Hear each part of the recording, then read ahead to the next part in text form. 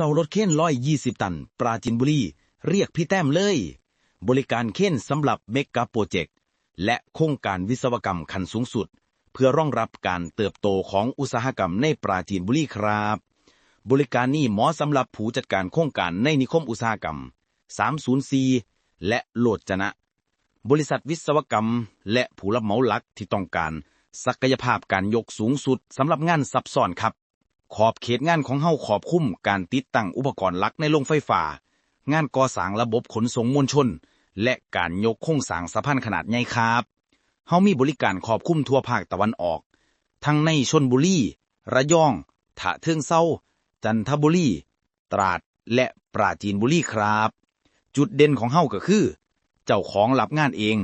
คุยง่ายตัดสินใจไวติดต่อพี่แต้มครับ